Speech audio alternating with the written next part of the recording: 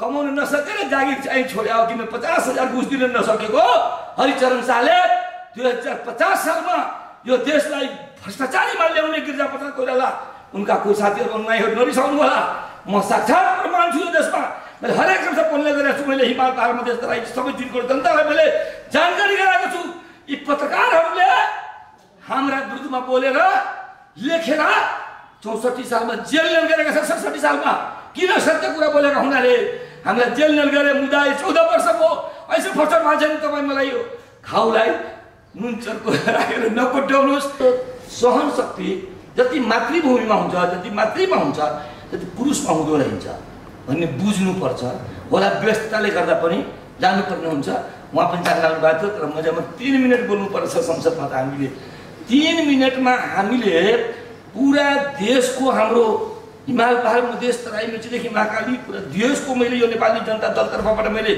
बोल्नु पर्थ्यो समेट्नु पर्थ्यो 3 मिनट मात्रै समय हुन्थ्यो आज त तपाईहरु धेरै समय पाएर कसैलाई पनि घन्टी बजेन तपाईहरुले बोल्न पाइराख्नु भएको छ 3 मिनटमै मैले सिकाउनु पर्छ धेरै टाइमलाई खेर फालेर काम छैन त्यसकारणले यो 50% जुन महिलाहरूको उपस्थिति जुन यहाँ भयो जम्मा 18 जनामा त्यसमा 9 जना पुरुष र 9 जना महिला भनेको यो जुन आजको उपस्थिति छ यस्तै किसिमले देशको संविधानमा 50% महिलाको उपस्थिति हुनुपर्छ राज्यको हरेक अङ्गमा भनेर भोटिङ गराएको व्यक्ति हो संविधान सभा सदस्य सबै एकै खालका थिएनन् छैनन् म नेपाली जनता दलको संसदीय दलको नेता भएर मैले चाहिँ जुन अरू पनि नेता थिए तर सरकारी संविधानलाई मैले संशोधन गर्नुहोस् र यो देशमा झन्डै 50% भन्दा बढी भएको महिला भनेपछि 51% महिलामा कमसेकम 50% महिलाहरूको लागि अधिकार दिनुपर्छ राज्यको हरेक अङ्गमा यो समानुपातिक हुनुपर्छ भनेर मैले चाहिँ भोटिङ गराउँदा जम्मा 6 वटा भोट पर्यो मलाई विरोध गर्ने हाम्रा यो सिद्धान्तलाई यो विचारलाई विरोध गर्नेहरू राष्ट्रपति भए विद्यार्थी सभामुख भए कोही अझै पनि धेरै मन्त्रीहरू पनि भए धेरै कुरा भए तर तिनले हाम्रो विरोधमा भोट हालेका थिए त्यसकारण तपाईहरुको जुन आजको उपस्थिति छ मेरो विचारसँग 100% मिल्यो र अरू कुरा के मनुलाई मात्रै यो नामले उहाँको नामै मनु मनु भनेको संस्कृतमा शब्द छ मनु मनु भनेको मानव एउटा मनु नाम उहाँको राखियो मानु किनभने यो मानवतावादको भित्री हृदयमा उहाँको बा आमा कहाँ पनि त्यो थियो होला संस्कारकोले पनि हुन्छ अथवा मनु नाम राखेको हुनाले उहाँले मनु मानवतावादी संस्थामा मानवाधिकार संस्थामा धेरै काम गर्नु भएको छ र तपाईहरु पनि उहाँसँग जोडिनु भएको छ मैले देखिरहेको छु जहिले जुन दिनबाट मनुजीसँग मेरो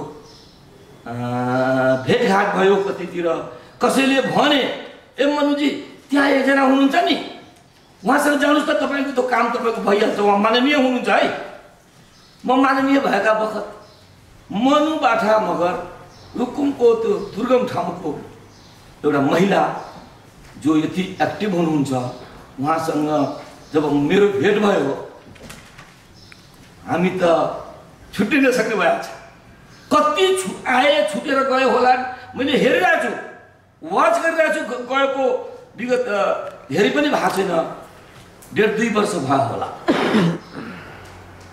र उहाँसँग जोडिने साथीहरू धेरै आएर जोडिन्छन् तर आज देख्दिन उहाँहरूलाई सायद टाढा भएर हो कि अथवा सधैँलाई टाढा भएर हो कि तर उहाँहरू फेरि आउनुपर्छ किनभने जसले राम्रो काम गर्छ नि उसका गाँसिनै पर्ने हुन्छ अन्त्यमा नेपाली जनता दलको आज 31 वर्ष इतिहास भयो नेपाली जनता दल यो देशमा गठन गर्ने किन गरे मैले भने मानवतावादको सिद्धान्त राखेर गठन गरे मनुजीको मानवतावाद हाम्रो नेपाली जनता दलको मानवतावाद ट्याक्कै मिलेको छ के जनतावाद मानवतावाद सामाजिक न्यायको कुरा गर्नुभयो उहाँले हिमाल पहाड मधेस तराईको कुरा गर्नुभयो उहाँले मेचीदेखि महाकालीको कुरा गर्नुभयो उहाँले सबैको साथ र सबैको विकासको कुरा गर्नुभयो उहाँले खोइ यो त म पहिले राखेको सिद्धान्त कताबाट उहाँले पनि लुछिनु भएको छ। यो मेरो कुरा त लिइहाल्नु भएको छ। उहाँ त प्रचण्डको रुकुमकोतिरको हो, हत्या हिंसाहरूको अँगाल्नु पर्ने मान्छे हो, तर होइन। उहाँले यो सत्यवादी कुरा गर्नुभयो, जुन सत्य कहिले पनि टिक्दैन, सत्यको विजय एक दिन हुन्छ। अतः मेरा पनि बाआमाले मेरो नाम हरिश्चन्द्र राख्यो। हरिश्चन्द्रको मतलब झुटो नबोल, समाजलाई नठग, आफ्नो मातृभूमिसँग बेइमानी नगर, आफ्नो समाजसँग बेइमानी नगर, यो मानव संसार पुरै संसारसँग पनि बेइमानी नगर भनेर नै नाम आशा गरेर राखेको होला नि।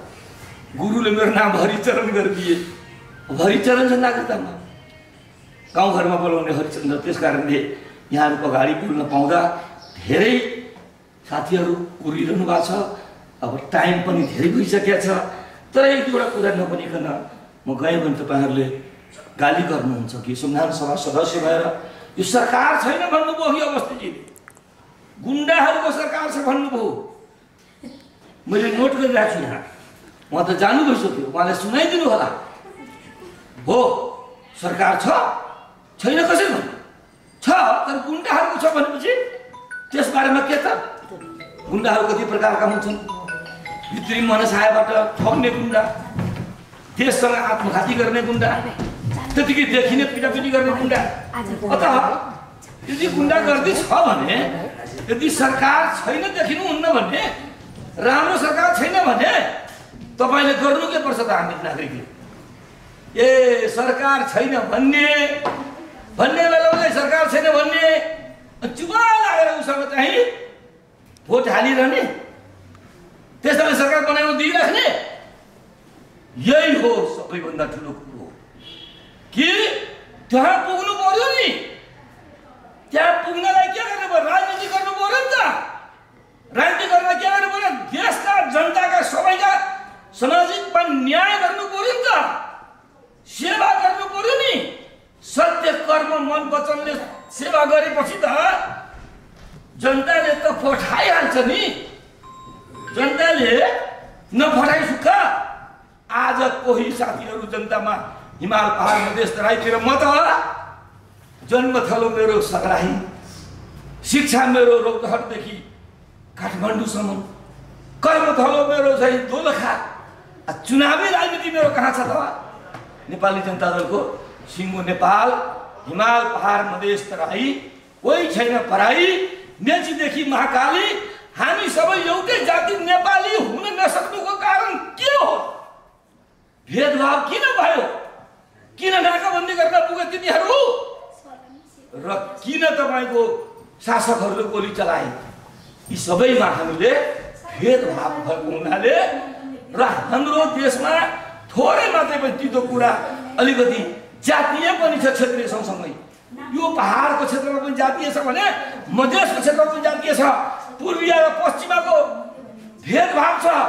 पूर्वको मान्छे पश्चिम जाँदा हामी पश्चिम जाने बित्तिकै ए यो पूर्वबाट आइलमा भन्छ, मधेसीहरूले भन्छ भने पूर्वका पश्चिमका भने पहाडियाहरू पनि पश्चिमतिर गयो भने यो पूर्वको ठग आइपुग्यो भने खालका कुराहरू गर्छ। तर आज जागृति दुवैतिर भएको छ। जागृति आज हिमाल पहाड मधेस तराई मेचीदेखि माथि सबै 3 करोडमा जागृति भएको छ। जागृति गरेर के गर्ने? लडाइँले हत्या हिंसाले गर्दा शान्तिमा त आए, तर जनता हाम्रा युवाहरू पलायन भए। त्यस कारणले हामी बुढापाकाहरू मात्रै देशमा बाँचिरहेका छौँ, चाहे मधेसमा होस् कि पहाडमा होस्। यस कारणले राजनीति नै सबभन्दा पहिलो ठुलो कुरो हो। There is no any power without politics. अतः समाज सेवा गर्नेहरू तपाईँहरूले राजनीतिलाई नजिकबाट हेरिरहनु भएको छ भन्ने कुरो आज थाहा पाएँ, खुसी लाग्यो। र तपाईँको संस्थामा एकजनाले भन्नुभयो शुभकामनाको दौरानमा इँटा थप्दै जानुपर्ने, मैले त्यो कुरा नोट गरेँ। तर इँटा झिक्दै जानेहरू आउँछन्, जान्छन्। यो त जान्छ त के ठुलो कुरो हो? उसको त बानी त्यस्तो छ, उच्चारण हिँडिरहेछ यताउति जताततै पनि। जतातता मुर्गा मछली दारू नोट उठाइदिन्छन् जनताले भोट भनेपछि त।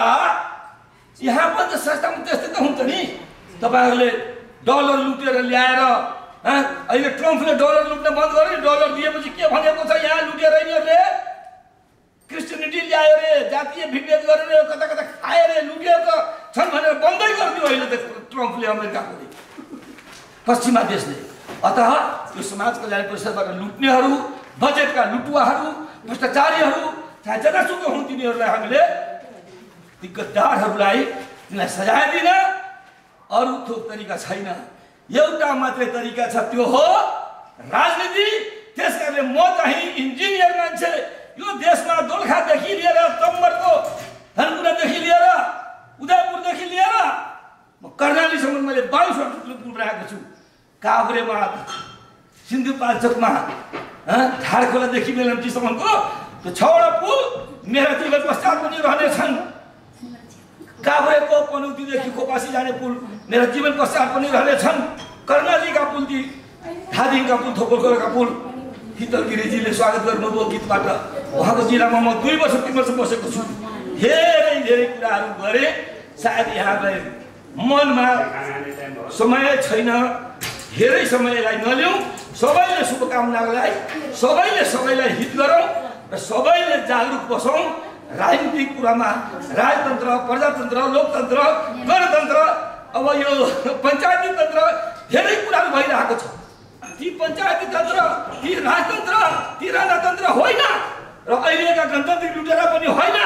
हामी इमान्दार, सक्षम समाज बनाउनको लागि जुन यो उहाँले जुन यो संस्था खोल्नु भएको छ, यो संस्थाको प्रगति होस्, उन्नति होस् भन्दै मैले आफ्नो 2 शब्द हो कि 4-5 शब्द बोलिसकेँ।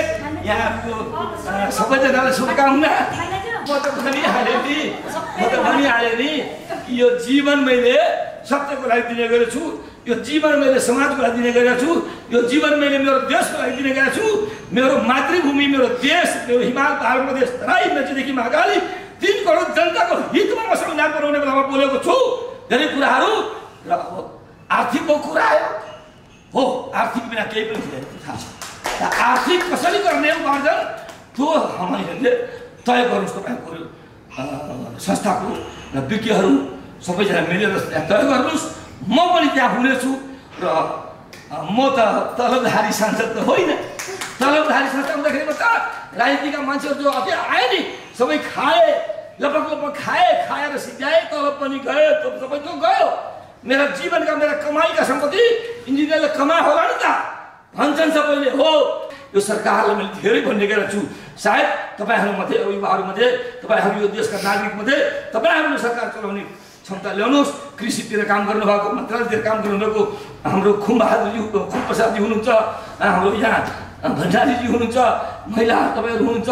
सबैजना जाग्नुहोस्, संस्था मार्फतबाट तपाईँहरूले अगाडि बढ्नुहोस्। मेरो प्रतिबद्धता छ, थियो पनि, रहनेछ। र आर्थिक कुराबारेमा तपाईँहरूले संस्थाको मैले प्रोजेक्ट लेखाउनुहोस्। यी चोर, ठग, लुटेराहरू सरकार छ नि, त्यहाँ दिनुहोस् प्रपोजल। केही कुरा तिनीहरू दिन्छ कि भने मैले चाहिँ प्रतिबद्धता जनाउँछु।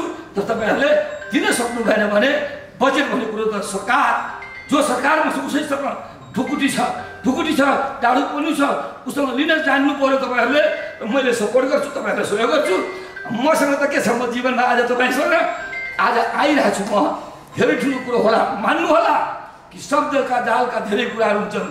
शब्द जालमा म तपाईँहरूलाई अल्झाउन चाहन्न। म सत्य तरिकाले तपाईँहरूलाई सपोर्ट गरिरहनेछु। मेरो प्रतिबद्धता छ। मेरो जीवन सत्यको लागि छ, समाजको लागि छ, देशको लागि छ। सबैजनालाई नेपाली हाम्रो यो सम्बत साल भनौँ, नयाँ साल, यो त नेपालीले हामीहरूको संस्कार, सभ्यता, संस्कृति अनुसारले नेपालको सम्बत राखिरहेछौँ। हाम्रो सनातनी, वैदिक सनातन जुन यो धार्मिक हाम्रो जुन परम्परा छ, त्यसको यो सम्बत चल्छ हाम्रो। यो सम्बत एसियाका अरू भूभागमा जस्तै भारतमा पनि अन्यत्र पनि मान्नुपर्ने यही हो। तर त्यहाँ अङ्ग्रेजले शासन गरेको हुनाले अङ्ग्रेजी शासकहरूले गुलाम बनाएर हाम्रो एसियामाथि विश्वका अरू स्थानहरूमा पनि दास बनाएर राखेकाहरूले त्यो सम्बत छाडेर गए। सम्बत अझ राखेकै छन्, त्यो इस्वी सम्बत राखेका छन् तिनीहरूले।